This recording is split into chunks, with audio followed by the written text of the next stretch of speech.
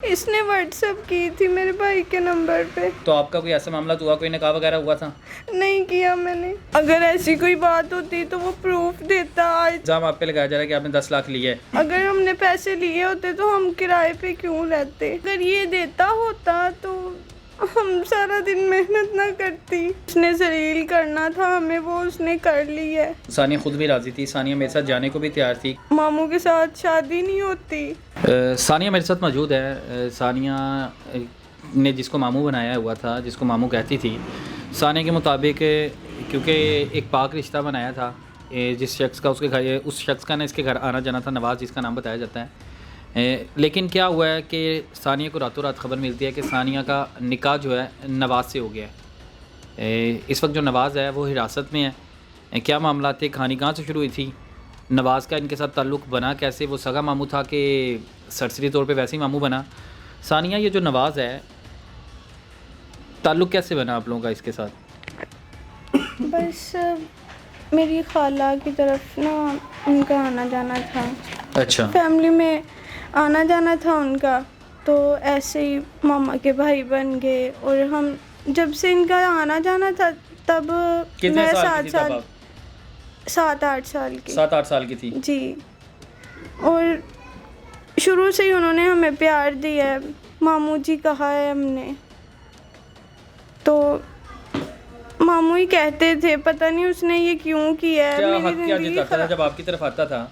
क्योंकि मेरी उससे बात हुई है, वो कहता था कि मैं इनकी तरफ आता था, इनको पैसे वगैरह देने, इनकी ज़िंदगी की सारी जितनी भी ज़रूरियात थी वो सारी चीज़ें मैं करता था, शॉपिंग करवानी, वैसे मामला देने, यानी खुले दिल से। जितना खर्चा मैं घर नहीं था देता, जितना खर्चा ये सानिया लोगों को मैं देता था।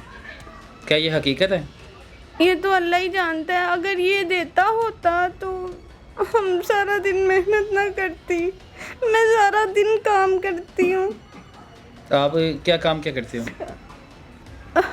ये आर्टिफिशियल ज्वेलरी का काम करते हैं हम। आर्टिफिशियल चूड़ी का काम करते हो? जी। अच्छा फिर मामला क्या हुआ है कि आपको कैसे खबर मिली कि इसने निकाह कर लिया है? इसने व्हाट्सएप की थी मेरे भाई के नंबर पे। कि सानिया ने मुझसे निकाह किया है? जी। तो आपका कोई ऐसा मामला तो हुआ, कोई निकाह वगैरह हुआ था? नहीं किया मैंने। निकाह नहीं किया आपने? नहीं। तो फिर जो आपका सारा डाटा था इसके पास कैसे चले गया? जाहिर सी बात है, जब कोई शादी पे जाता है वो तैयार भी होता है। तो ये भी हमारी फैमिली में। यानी इसने आपके साथ कई तस्वीर वगैरह भी उतारी हुई थी? नहीं, इसने नहीं उतारी। जब हम शादी पे जाते हैं, जाहिर सी बात है सभी लड़कियां पिक्स बनाती हैं अपनी, तो मैंने भी ये साथ जोड़ के अब हमें ब्लैकमेल करता है।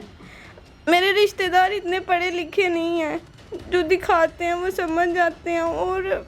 और वो इतना शर्मिंदा करते हैं मेरे पापा को। आज तक हमारी कोई भी बात नहीं कभी भी किसी ने की, और अब यानी रोज़ अब आप लोगों पे कीचड़ उछाला जाता है? जी। अब क्या मामला आता है? नवाज से भी बात हुई आपने, जब कोई हक महर वगैरह, वो पैसों का मुतालबा भी करा कि इन्होंने मेरे पैसे वगैरह भी देने हैं?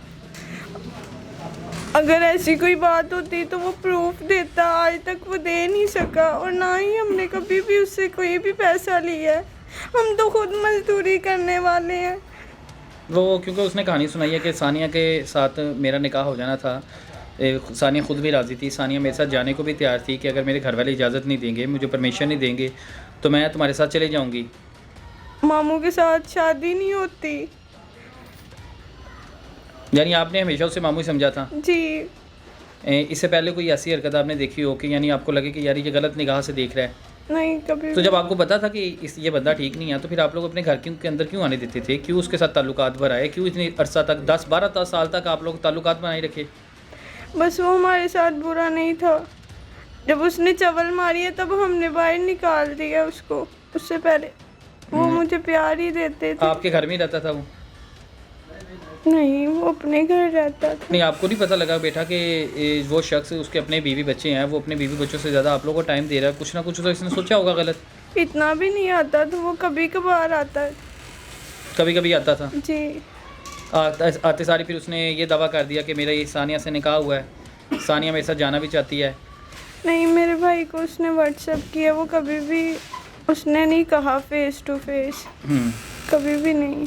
तो अब आप लोगों ने कहा नहीं कि हम लोग मतलब इस तरह के मामला से निकलना चाहते हैं? तो वो क्या कह रहा है, जान अब क्यों पीछे बढ़ा हुआ है? अब क्या चाह रहा है, वो क्या चाह रहा है? पता नहीं, उसने जलील करना था हमें, वो उसने कर ली है। वो पैसों का मुतालबा कर रहा है कि मेरे पैसे दे दो। जी, उसने 10 लाख रुपया हक महर लिखवाया है, मैंने लिया ही नहीं है। ना यानी ही वो पैसे मैंने, आपने वसूल नहीं किए हुए?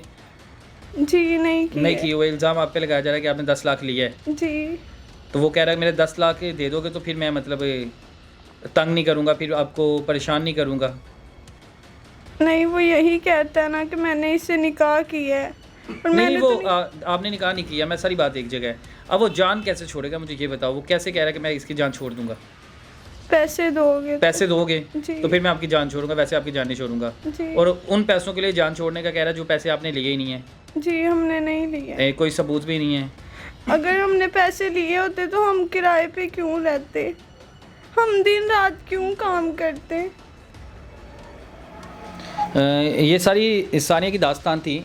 सानिया जो कि 20 साल की है, वो रिश्तेदार जिसको इन्होंने समझा था कि ये हमारे घर की हिफाजत करेगा, उन्हें रुतबा भी दिया था, घर का भरा बनाया भी था, लेकिन वही शख्स जिसका ये नाम नवाज़ बता रही है, मामू जिसको बनाया था, घर में आता है, सर पे साया बनता है, 10-12 साल रहता है। उसके बाद इसी बच्ची को, जिस बच्ची को गोद में खिलाता था, जिस बच्ची से खेलता था, जिस बच्ची को चीज़ वगैरह भी ला के देता था, एक हिसाब से बच्चों की तरह पालता था, वो बच्ची जब बड़ी होती है तो उस बच्ची को पता लगता है कि नवाज़ का उसके साथ निकाह हो गया है। और नवाज़ के मुताबिक कि नवाज़ कहता है कि मैंने इन्हें 10 लाख रुपया भी दिया हुआ है सानिया को। अब कहानी क्या थी, क्या मामला थे, कहानी दिन ब दिन उलझती जा रही है। भाई जो मुजरिम है नवाज़, जिनके खिलाफ इन्होंने केस करवाया था, कार्रवाई करने को कहा था, पुलिस ने उसे अरेस्ट कर लिया है, पुलिस ने उसे अपने कब्ज़े में ले लिया हुआ है। अब देखिए आगे मामला क्या है, कहानी कहाँ पे जाती है, तफ्तीश पुलिस कर रही है, लेकिन उसका ये यकीन है कि मेरी सुबह ज़मानत हो जाएगी। लेकिन इनका ये भी कहना है कि ज़मानत नहीं होगी, क्योंकि सारे कागजात उसके झूठे हैं। निकाहनामा जो था इन्होंने यूनियन कौंसल में भी चेक करवाया है, वो फेक निकला है, वो 2 नंबर निकला है। तस्वीरें थी जो एडिटिंग के ज़रिए वो कह रही हैं कि हमारी साथ जोड़ी गई हैं।